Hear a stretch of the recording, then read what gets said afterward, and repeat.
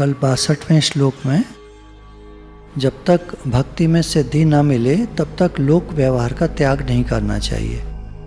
बस ये कर सकते हैं कि उसमें निष्काम भाव से भक्ति का साधन करते रहें। फिर धीरे धीरे जब भक्ति सिद्ध होने लगेगी तब व्यवहार स्वतः ही छूट जाएगा।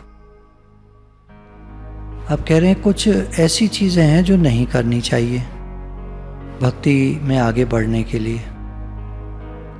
स्त्री, धन, नास्तिक और वैरी का चरित्र नहीं सुनना चाहिए। मतलब स्त्री, धन, नास्तिक और वैरी के बारे में बातें नहीं करनी चाहिए, नहीं सुननी चाहिए। 62वें सूत्र में लोक व्यवहार का त्याग नहीं करने की आज्ञा दी गई। इसलिए लोक व्यवहार तो करना चाहिए, परंतु प्रेम पथ के पथिक को लोक व्यवहार में स्त्री, धन, नास्तिक और शत्रु के चरित्र श्रवण से बचना चाहिए। पहला स्त्री का बता रहे हैं। जिसका मन स्त्री चिंता में लग गया वह भगवान का चिंतन किस प्रकार करेगा। स्त्री की चिंता से काम की उत्पत्ति होती है और काम प्रेम मार्ग में सबसे बड़ा बाधक है। स्त्री संबंधी बातों के सुनने, पढ़ने और देखने से ही स्त्री चिंतन होता है। इसलिए साधक को चाहिए कि स्त्री संबंधी बातचीत न करे, स्त्री संबंधी बात या गान न सुने, स्त्री संबंधी चित्र न देखे, पुस्तक या अन्य साहित्य न पढ़े, नाटक, सिनेमा आदि न देखे, स्त्री चरित्र पर कुछ भी आलोचना न करे, स्त्रियों के संबंध में लेख आदि न लिखे, न पढ़े, न सुने, स्त्रियों में रहे नहीं और स्त्रियों से अनावश्यक मिले नहीं। जैसे मान लीजिए कोई भक्त बनने के लिए और घर छोड़कर आश्रम में चला गया। अब वहाँ सब तरह के लोग होते हैं, मिलने भी आते हैं लोग संतों से। कह रहे हैं वहाँ पर भी कोशिश करे कि स्त्रियों का संग बिल्कुल ना हो। बेकार में मिले नहीं, बिना बात के मिले नहीं। कोई ज़रूरी बात है, कोई मिलने आया है, साथ में स्त्रियां हैं, उसके बच्चे भी आते हैं, लड़कियां भी आती हैं, स्त्री भी आती है, पुरुष भी होते हैं, तो अब मिलने आए तो उनको गुरुजी से मिला दे और स्वयं हट जाए, न वहाँ बैठे न उनकी बातें सुने। जैसे कल बात चल रही थी, स्त्रियां बात क्या करती हैं, अपना रोना धोना रोती हैं, मन खराब होता है। जो साधक है, भक्त है, उसे भगवान का चिंतन करना है। जब उन स्त्रियों की बात सुनेगा, रोना धोना सुनेगा, मार दुनिया की, हाय हाय परेशानी, ये वो, तो ये सब सुनकर मन खराब होगा, भगवान के चिंतन से हटेगा। फिर जो साधक गृहस्थ हों, उन्हें अपनी विवाहिता पत्नी के सिवा यथासाध्य अन्य स्त्रियों से मिलने से बचना चाहिए। स्त्री संबंधी चर्चा करना, सुनना, चित्र आदि देखना तो सभी के लिए हानिकारक है। अब यहाँ भी सत्संग में सत्संग हुआ, फिर आके क्या बात करेंगी अगर स्त्रियां आके बैठ जाएंगी तो दुनिया भर का रोना धोना धोएंगी। उसमें क्या होता है, मन खराब होता है बहुत ज्यादा, तो सभी के लिए हानिकारक है। श्रीमद् भागवत में कहा है, स्त्रियों के संग से और स्त्रियों का संग करने वालों से मनुष्य को जैसा मोह और बंधन प्राप्त होता है वैसा अन्य किसी के भी संग से नहीं होता। स्त्रियों के संग से और स्त्रियों का संग करने वालों के संग से जैसा मोह और बंधन प्राप्त होता है वैसा अन्य किसी के भी संग से नहीं होता। आगे चलकर 5वें स्कंद में स्त्रियासक्त पुरुषों की संगति को नरक का द्वार बतलाया है। जैसे पुरुषों के लिए स्त्री का संग त्याज्य है, इसी प्रकार स्त्रियों के लिए पुरुष का संग सर्वथा त्याज्य है। अब दूसरा है धन। धन के चिंतन से लोभ की उत्पत्ति होती है। जहाँ चित्त में धन का लोभ जागृत हुआ, वहीं न्याय अन्याय की बुद्धि मारी जाती है और मनुष्य सतपथ को त्याग कर अन्याय के मार्ग पर चलने लगता है। इसलिए धन और धनियों की भोग और गर्व भरी बातें नहीं सुननी और नहीं देखनी चाहिए। किसी के पास धन है, उसका धन न देखे न उसकी बातें सुने। वो धन से क्या उपभोग करता है, वो गर्व भरी बातों को न सुने। जिनका ईश्वर और शास्त्रों पर विश्वास नहीं है वे ही नास्तिक हैं। ईश्वर का अस्तित्व न मानने वाले नास्तिकों के समान जगत के जीवों का शत्रु यदि शायद ही कोई है।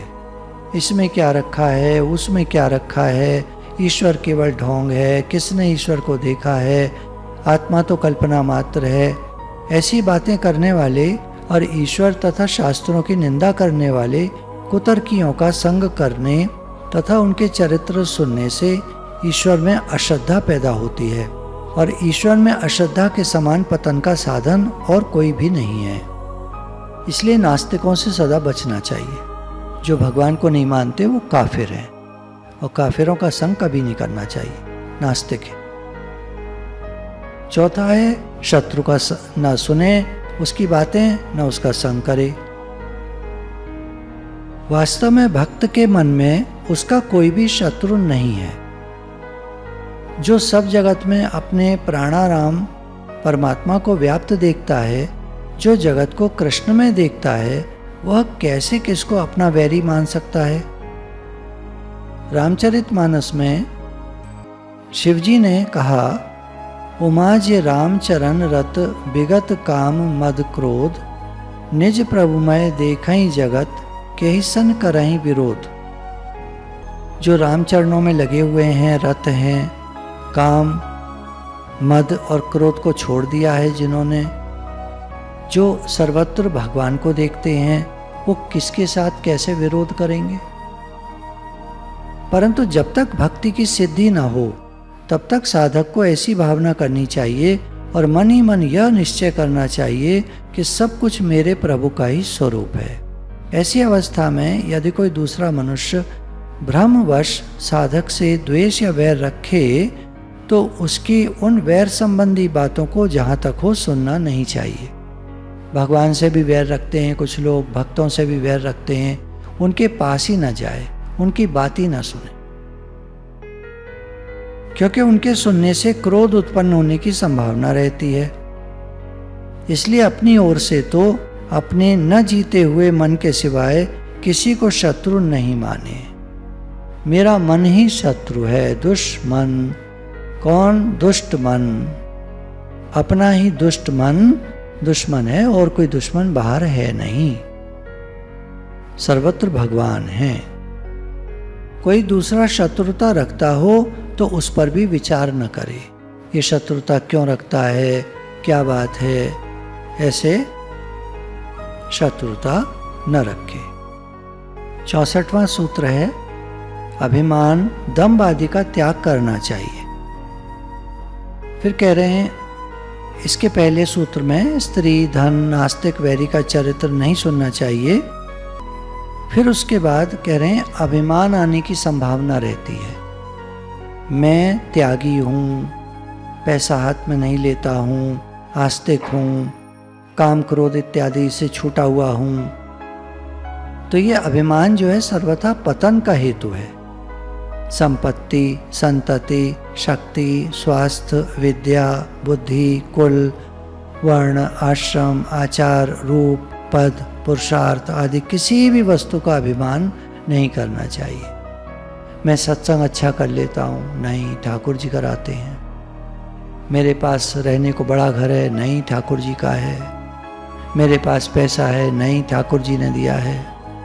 हम अच्छा काम कर लेते हैं, खाना अच्छा बना लेते हैं, माता जी लोगों को हो जाए अहंकार, नहीं, ठाकुर जी कृपा है। हमारा काम धंधा अच्छा चलता है, नहीं, ठाकुर जी कृपा है। कोई अच्छा गा लेता है तो नहीं, ठाकुर जी कृपा है। सब ठाकुर जी कृपा है।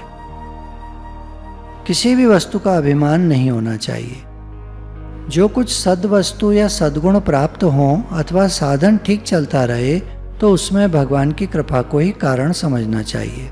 अगर हमारा साधन भी ठीक से चल रहा है, हम भजन भी कर पा रहे हैं, तो इसमें भी ठाकुर जी की कृपा है।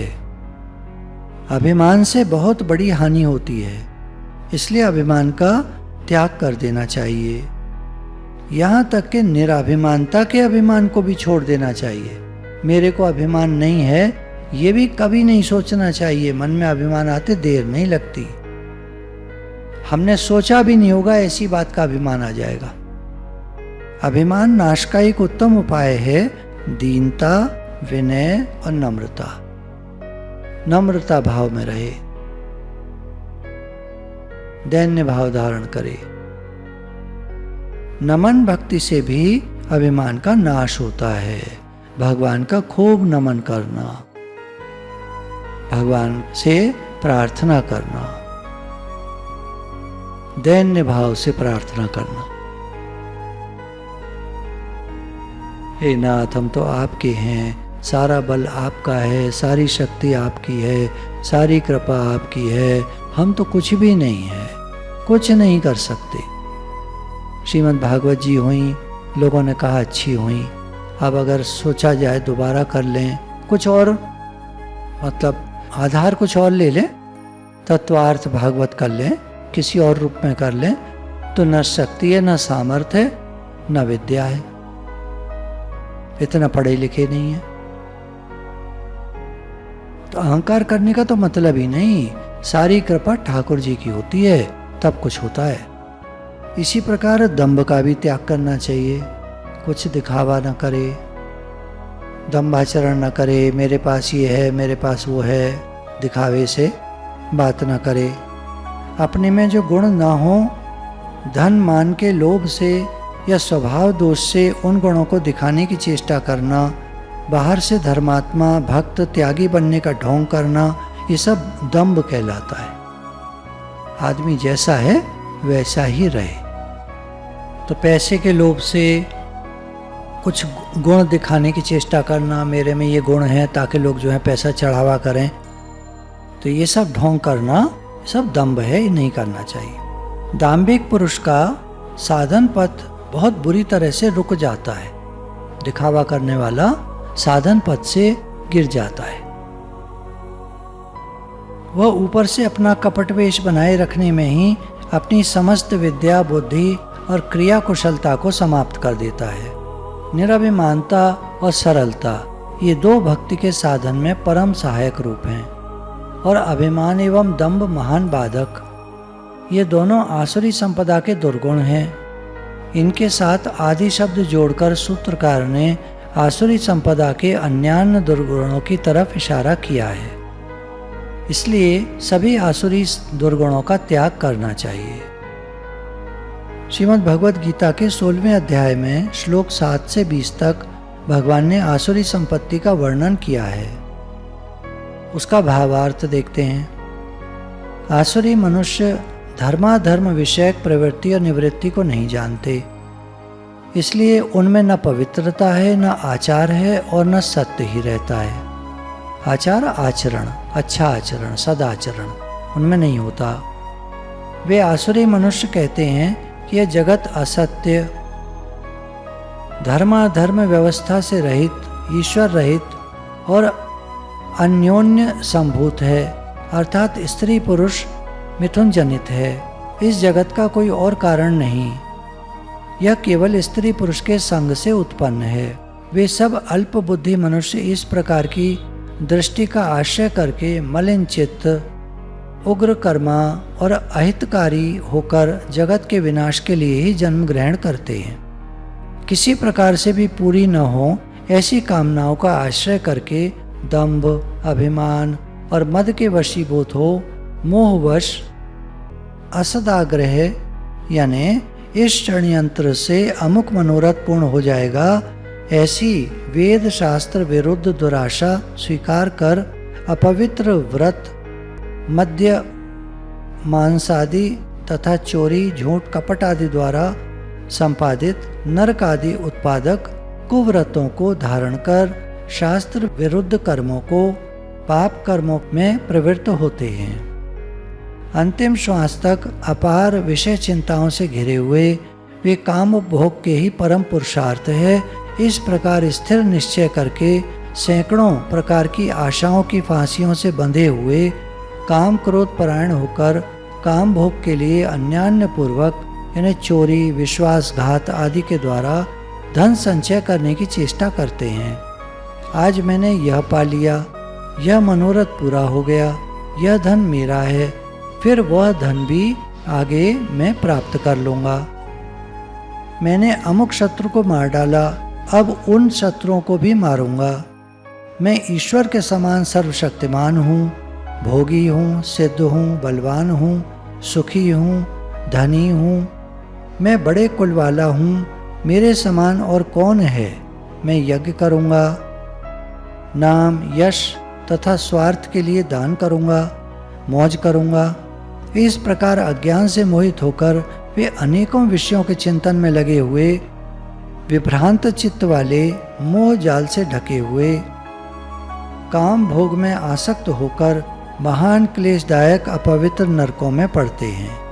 वे अभिमानी, स्वयं अपने को श्रेष्ठ समझते हैं, अपने में पूज्य बुद्धि रखते हैं, अकड़े रहते हैं, धन, मान और मद के नशे में चूर हुए वे केवल दंभ पूर्वक लोगों को धर्मात्मापन का स्वांग दिखाने के लिए ईश्वर प्रीत्यर्थ श्रद्धा विश्वास पूर्वक नहीं, अविधि पूर्वक नाम मात्र का यज्ञ करते हैं।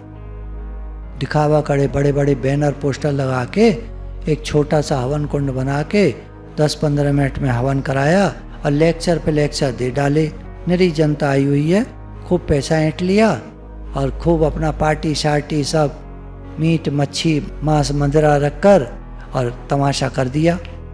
ऐसे होते हैं, दिखावे के लिए काम कर लिया और अपना ढोंग प्रबल है। अहंकार, बल, घमंड, क्रोध का आश्रय लेकर वे अपने तथा दूसरों के शरीर में स्थित मुझ भगवान से द्वेष करते हैं और सत्य मार्ग पर चलने वाले साधुओं में दोषारोपण करते हैं।